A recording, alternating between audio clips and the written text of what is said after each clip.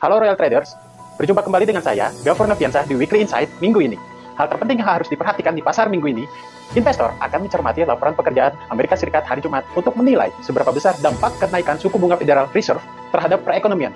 Beberapa pejabat Fed juga akan berkomentar selama minggu ini karena pasar mencoba mengukur reaksi mereka untuk kenaikan suku bunga 75 basis poin lagi pada pertemuan Bank November. Pasar ekuitas Amerika Serikat tampaknya akan tetap bergejolak setelah menutup pembukuan pada penurunan kuartalan ketiga berturut-turut pada hari Jumat.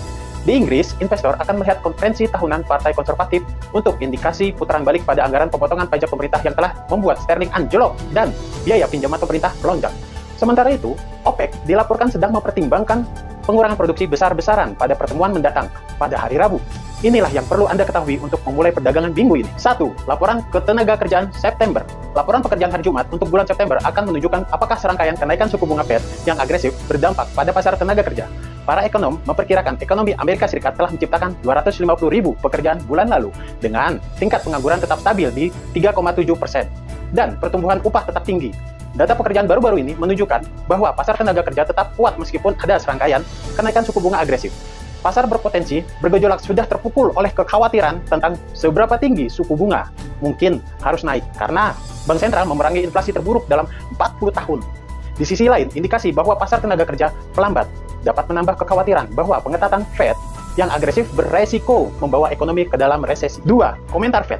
Beberapa pembuat kebijakan Fed akan tampil selama minggu ini, termasuk Presiden Fed New York, Presiden Fed Atlanta, Presiden Fed Chicago, Presiden Fed San Francisco, dan Presiden Fed Cleveland. Investor menilai kemungkinan kenaikan suku bunga 75 basis poin lagi pada pertemuan Fed November. Kalender ekonomi juga mencakup data lowongan pekerjaan Agustus, bersama dengan survei aktivitas sektor manufaktur dan jasa dari Institute of Supply Management, yang diperkirakan akan tetap solid. 3. Volatilitas pasar saham. Pasar memasuki babak terakhir 2002 setelah menutup kuartal ketiga yang penuh gejolak pada hari Jumat, diguncang oleh inflasi yang sangat tinggi, kenaikan suku bunga, dan kekhawatiran resesi. Wall Street telah membukukan 3 penurunan kuartalan berturut-turut.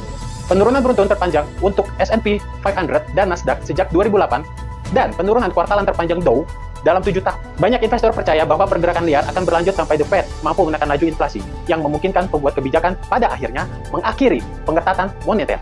4. Gejolak pasar Inggris. Konferensi tahunan Partai Konservatif akan berlangsung pada hari Minggu, dan berlaku pasar akan mengamati dengan seksama pidato para pemimpin partai setelah pemerintah baru memicu kehancuran pasar dengan anggaran mini 23 September yang mencakup rencana memangkas pajak dan membayarnya dengan pinjaman. Dalam beberapa hari, sterling mencapai rekor terendah dan melonjaknya biaya pinjaman pemerintah memaksa Bank of England untuk campur tangan, membendung kekalahan pasar. Janji BOE untuk membeli emas tua senilai 69 miliar dolar telah menenangkan pasar untuk saat ini. Tetapi, terlalu dini untuk mengatakan kekalahan telah berakhir. BOE sekarang dalam posisi menunda rencananya untuk menjual obligasi, mengakibatkan pelonggaran moneter, dan pada saat yang sama pengetatan dengan kenaikan suku bunga. Pada bulan November, diperkirakan akan menaikkan suku bunga lebih lanjut dan mengatakan akan tetap pada rencana untuk menjual obligasinya. 5. Pertemuan OPEC. Organisasi negara pengekspor minyak dan sekutunya, termasuk Rusia, akan bertemu pada hari Rabu di markas OPEC di Wina untuk menyelesaikan kuota produksi untuk November.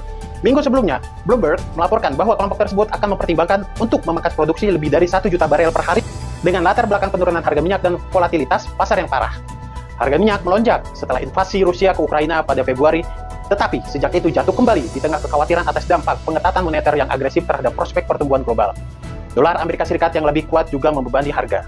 Demikian Weekly Insight minggu ini. Saya, Gafur Noviansa, pamit undur diri. Jangan lupa follow sosial media kami, like, comment, and share. Salam profit!